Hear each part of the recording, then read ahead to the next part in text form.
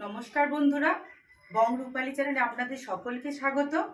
আমি আজকে আপনাদের সামনে ডিম পটল ভেজে দেখাবো। তো যারা আমার চ্যানেলে নতুন তারা আমার চ্যানেলটি অবশ্যই সাবস্ক্রাইব করবেন। তো চলুন বন্ধুরা, ভিডিওটা স্টার্ট করি। This could be us. So back to what I was saying. Could be us.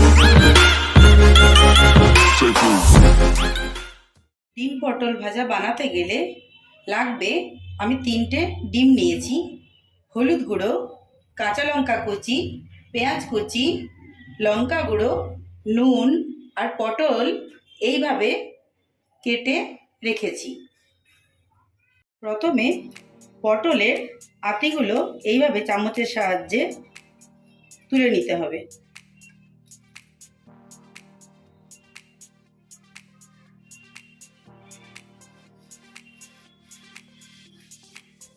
পটলের আটিগুলো ছাড়ানো হয়ে গেছে। এরপর অল্প একটু হলুদ গুঁড়ো দিলাম আর অল্প একটু নুন দিলাম, দিয়ে এইভাবে মাখিয়ে নিতে হবে। ডিমটাকে এইভাবে নিয়ে ফাটিয়ে নিতে হবে। ফাটিয়ে কুসুমটাকে আলাদা করতে হবে, সাদা অংশটা আলাদা করে কুসুমটা এইভাবে আলাদা করে তুলে নিতে হবে।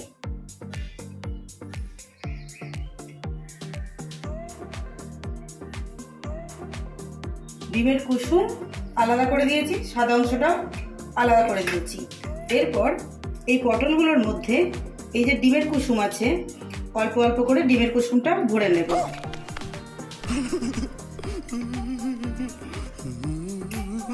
ভরে এইভাবে রেখে দেব।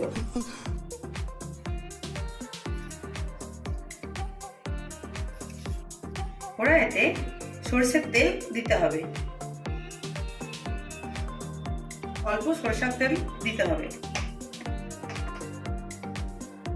এরপর এক এক করে কড়াইতে দিয়ে দিলাম পটলগুলো। এভাবে আস্তে আস্তে কষাতে হবে।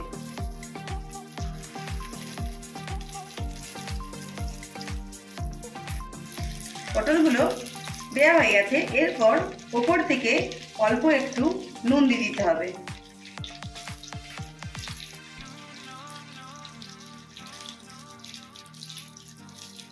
তারপর অল্প করে লঙ্কা গুঁড়ো দিয়ে দিতে হবে।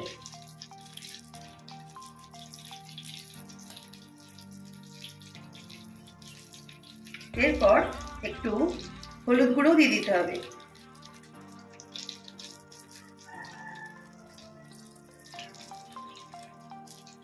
তারপর 2 মিনিটের জন্য ঢাকা দিয়ে দিতে হবে। A few moments later. 2 minute হয়ে গেছে, ঢাকাটা খুলে দিলাম। এরপর পটলগুলো দেখুন ডিমের কুসুমটা জমে গেছে পটলের ভিতর। এরপর এক এক করে পটলগুলো এইভাবে উল্টে নিতে হবে।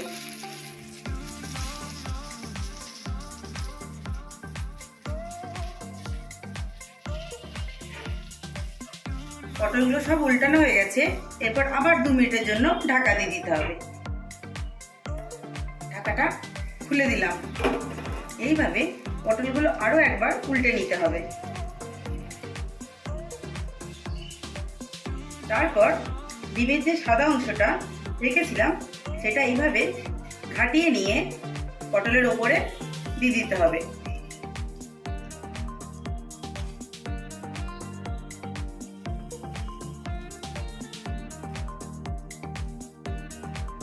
তারপর ওপর থেকে পেঁয়াজ কুচিটা দিয়ে দিতে হবে।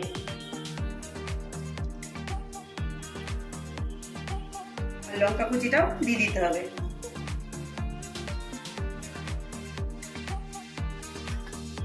আবারও অল্প একটু নুন দিতে হবে। দিয়ে কিছুক্ষণের জন্য আবার ঢাকা দিয়ে দিতে হবে। ঢাকনাটা খুলে দিলাম। ডিম পটল ভাজা রেডি হয়ে গেছে। ডিম পটল ভাজা তো আমার রেডি হয়ে গেছে। তো আপনারাও বাড়িতে বানাবেন, বানিয়ে দেখবেন কেমন লাগে। যদি ভালো লেগে থাকে তাহলে একটা লাইক করবেন, কমেন্ট করবেন আর শেয়ার করবেন।